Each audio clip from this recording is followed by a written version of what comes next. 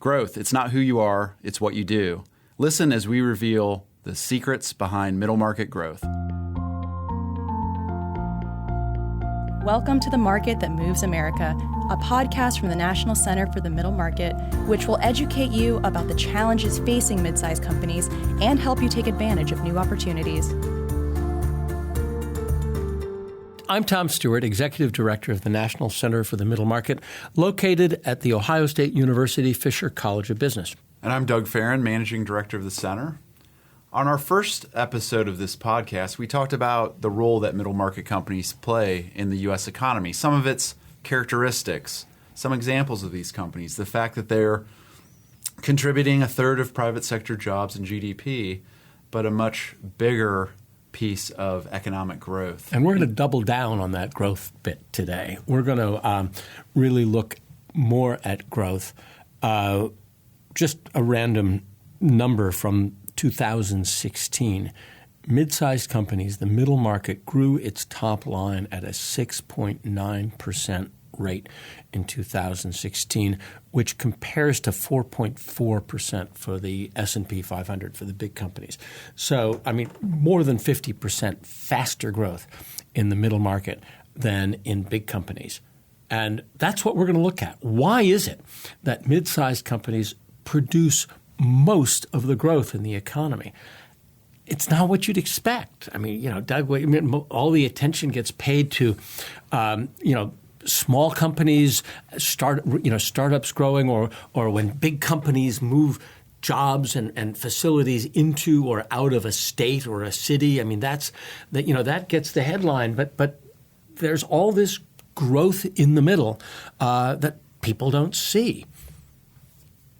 We have this legend that small business is the big source of job growth, but that legend, well, there's truth to that part. There's a lot of job creation in the middle market, but a lot of job destruction. We just saw some numbers that showed that the average brand new startup company actually becomes a net shedder of jobs after its first year. So they start up, they scale up, and 365 days later, they're saying, whoops, and I'm sorry, we got to let you go, or we've got to cut, or some of them, of course, shut down altogether.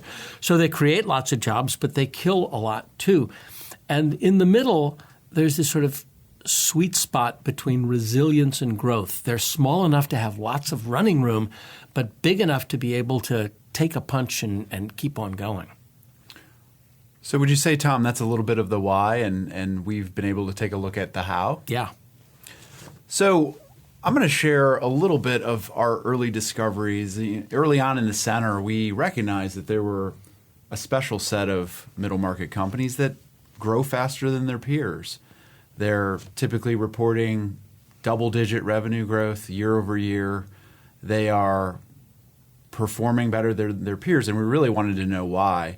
We wanted to investigate whether these companies were in a magical industry, in a segment of the country that seems to be doing well for some reason. But what we've actually found is a common set of behaviors that are consistently exhibited by these fast growth companies, high flyers, or what the center likes to call growth champions.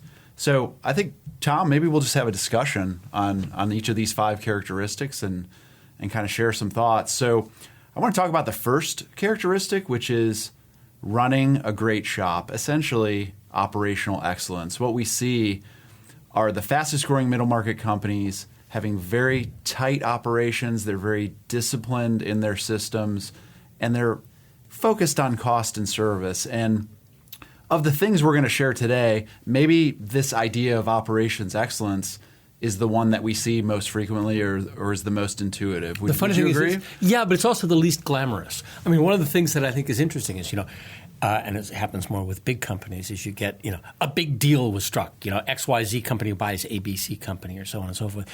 But the blocking and tackling, what the great late Woody Hayes used to call 4 yards in a cloud of dust of operational excellence is extraordinary. And it's, first of all, you can produce a better product for less cost. I mean, that's just good. You are not wasting resources.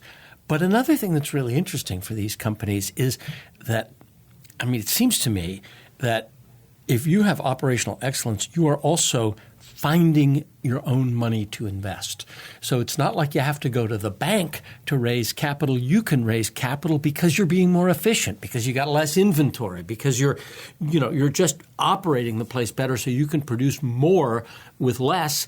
And that means free capital. I mean, a classic example of that is the company that goes all lean and suddenly has so much less inventory that they don't need as much factory space or warehouse space.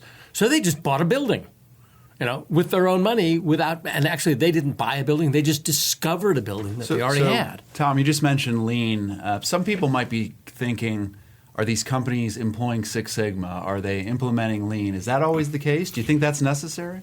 We did a study. Peter Ward, who is on the faculty at the Fisher College of Business and runs a Center for Operational Excellence, founded the Center for Operational Excellence at Fisher, worked with us on a study of this. And here's one of the things that I thought was so interesting.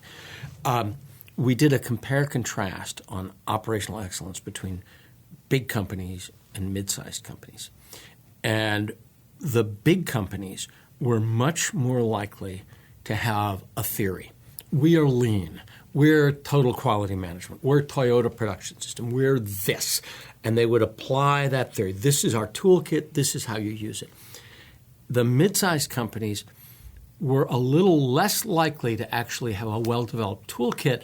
They sort of said, oh, I see a nail. I think I got a hammer here. And they would sort of apply the right tool. I mean, it's interesting because it struck Peter and struck us that there's an opportunity for these companies to get even better at operational excellence if they could bring some of that book learning to them.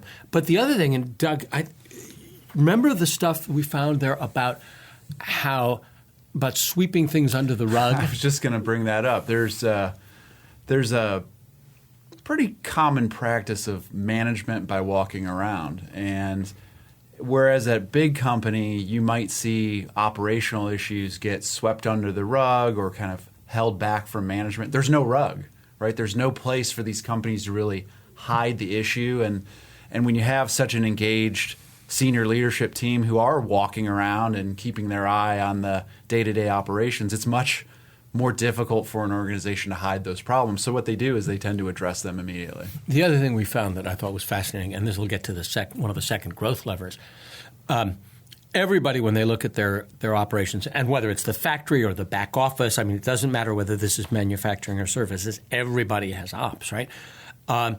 But when they're looking at their operations, they are looking for cost, and they're trying to measure, did I save money? I do an improvement project. Did I save money? How much money did I save? The bigger companies were like nose to the grindstone focused on costs. Cost was the thing they thought about. In the mid-sized companies, what we found was that cost, was a big deal, but it was almost as much they wanted to measure improvement in customer satisfaction. So it's not just did I cut costs, but did I improve my operations in such a way that my customers got stuff faster, got stuff on time, there were fewer errors in the order. I mean, that customer satisfaction was as important a measure of back office improvement as cost was. And I mean, one of the reasons I think is there's a shorter distance between the back office and the customer in a mid-sized company. It's not like you're rolling this up through 10 factories and, it's a whole separate division. It's the customer, somebody at the lathe can smell the customer just on the other side of the wall. So that's part of it. But I think it's also is to this growth secret, which shouldn't be a secret, of customer focus. Yeah, that's a great segue. So our second characteristic of growth championed companies is a relentless focus on the customer. It may seem obvious, but the ability to attract and invest in attracting new customers to their business is clearly a differentiator for these firms. What are a couple of examples of those? One would be excellence in marketing and communications capabilities, the ability to share their story, to reach out to customers in new and different ways. An example of that could be proficiency in social media.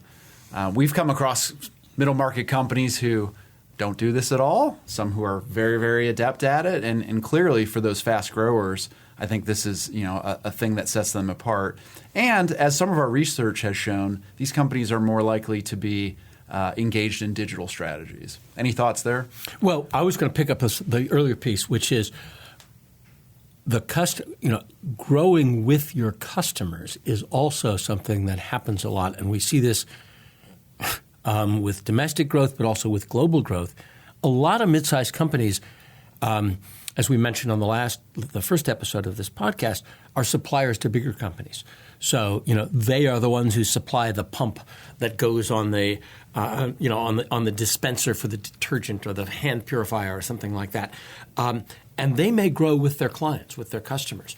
And so one of the best ways in the world to grow is to have growing customers and grow with them. And if your customer is growing, and if your customer is growing, you want to be their preferred supplier.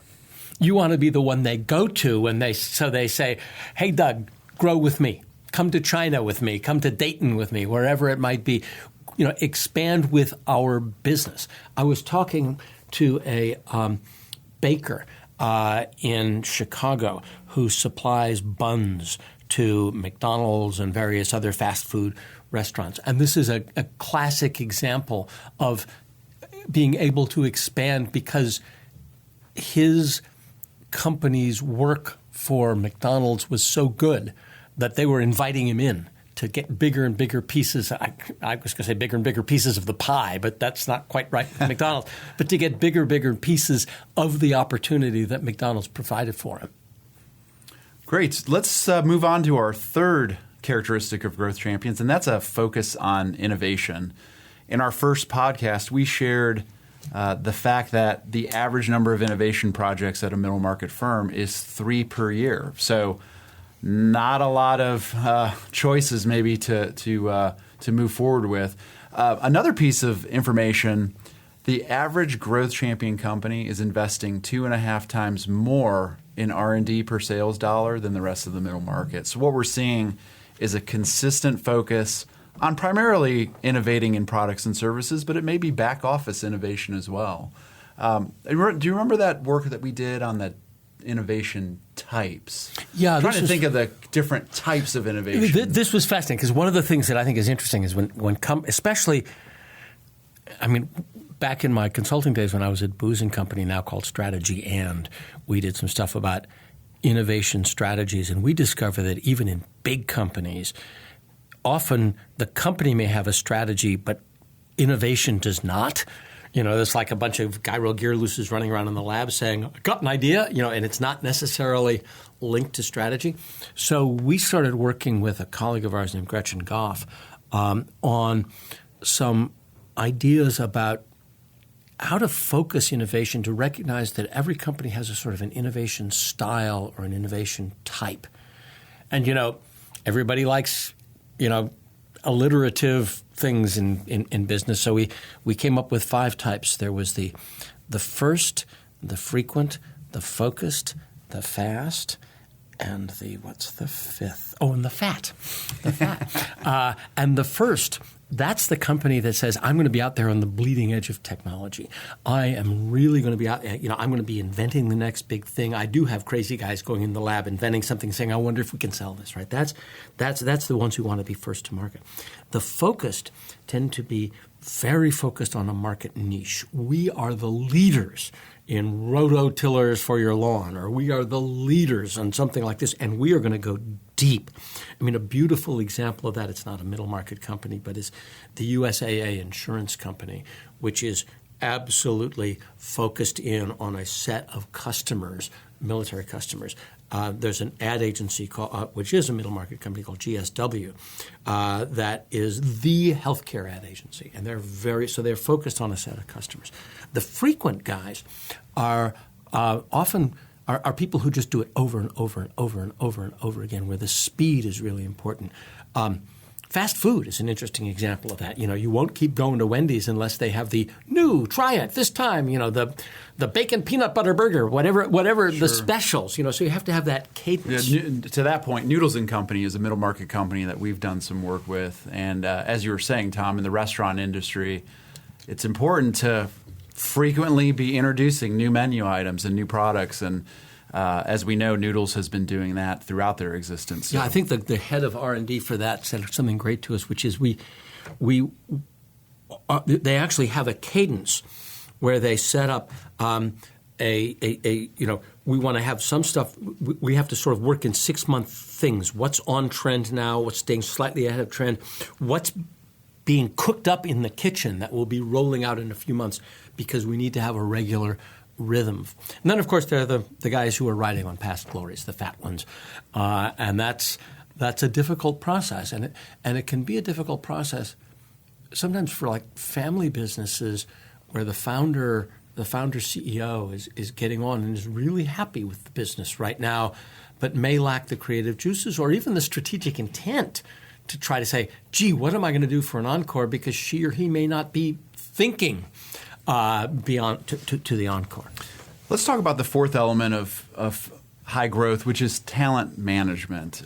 This is an evergreen topic, something that's at top of mind for all businesses. We know there's a fierce battle out there right now for top talent, and growth champion companies are winning this battle, both in attraction and retention. So the idea of having a strong employee brand, a compelling employee value proposition made up of elements like not only salary, but benefits, development, opportunities, culture, and maybe just alignment with values. I'm teaching a class right now at Fisher College of Business on middle market companies. I'm actually seeing this perception among current business students starts to change, whereas before they may have been chasing that big company, now they're starting to see there may be some employee value propositions within middle market companies that make a lot more sense for them. And sometimes it's just a better quality of life. And you may have, there are a lot of them. One could be, the disadvantage is there are fewer rungs on the career ladder. So it may be harder to get a promotion. The advantage is each promotion is bigger and I have a broader span of control in each job. So my job, in a big company, I might be in this tiny little, box, and it gets slowly bigger. But in a middle-sized company, it's going to be larger.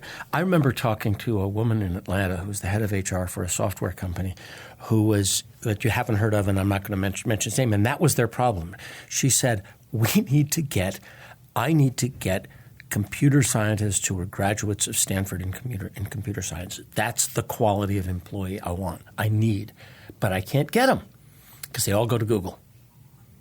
And then she said, but I keep track of them because when they have a kid, then I can get them because they're no longer interested in playing foosball in the office till 3 o'clock in the morning. They will come to me. And so it's really interesting. There's a very strong value proposition. But it also, and this woman's story is an example, you can't just wait for them to come to you because they don't know who you are. Right. So you have to have sort of a proactive talent strategy to be out there looking for the people you want and putting your story in front of them. And when you do, it's a pretty good story. So last but not least, the fifth characteristic would be geographic expansion, looking for opportunity beyond your local or regional market where your middle market company is located is really the key. We've been on this, message path for a few years now that it's really not wise to play defense. Eventually the competition is going to come to you. So you need to be looking not only at domestic expansion, but potentially international expansion opportunities as well. And we've been able to do a few research projects in this regard. What do you think some of the big things for middle market companies would be when thinking about expansion? All these things are related, right? So talent and operations and innovation, and these are all related to each other. If you're going to expand, whether it's from Pittsburgh to Palo Alto or from Palo Alto to Patagonia. I mean, if you're whatever it is, there's an expansion in capabilities. So you're going to have the talent. You're going to have to think about not just do I have a market out there, but how do I staff it? How do I get there?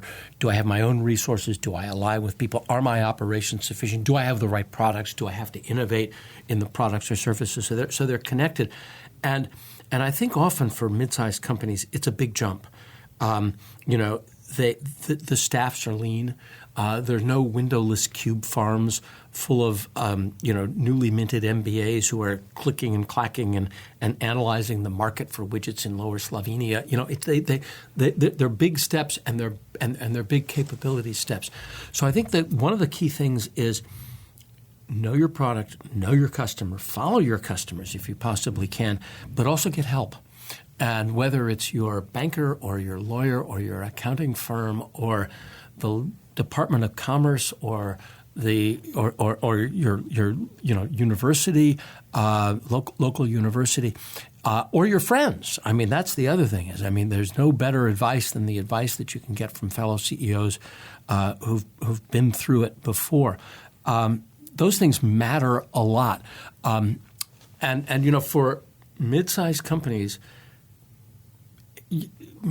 every bet is a big bet. So it's not like you can afford to lose a lot of bets. So you have to have that. You remember we were talking at the beginning about the sweet spot between resilience and opportunity. This sort of geographic expansion tests that because you can't make a lot of moves that you're going to fail at. So you want to make sure those steps work. But if you don't take those steps, you're shooting yourself in the foot. Sure. There's a middle market retailer that we work with at the center. They're actually based in Columbus called Homage. And as they've been thinking about their expansion of brick and mortar, one of their criteria is our next shop needs to be within a day's drive, 300 miles. If there's an inventory issue, if there's a management issue, we don't want to have to wait to hop on a plane and fly out to California. And that's the way we heard Les Wexner say that's how he got started with Victoria's Secret, with L Brands, is figuring out he wanted everything to be within a couple of hours by car or by plane so that he could manage it. So, every great journey every journey of 1,000 miles begins with a single step. Right. And that's a really good example. Right. We're going to have to come back. I mean, there's so much story, there's so much richness in the growth story, and we're going to be coming back to that in other episodes of this podcast. But if you want to find that story about the middle market growth champions, you can find it on our website, which is middlemarketcenter.org. What's the title of that piece? It's caught me on the spot there. But yeah, you're right. It is about all of these specific steps. I would say that. Oh, it's called you can find it on middlemarketcenter.org. The title of the piece is Blueprint for Growth, and you can find that there. We'd like to hear from you, so go to the website, check out Blueprint for Growth, but also tweet to us at Middle Market Center. We'd love to hear from you, and we'll be back with future episodes of The Market That Moves America. Thanks a lot.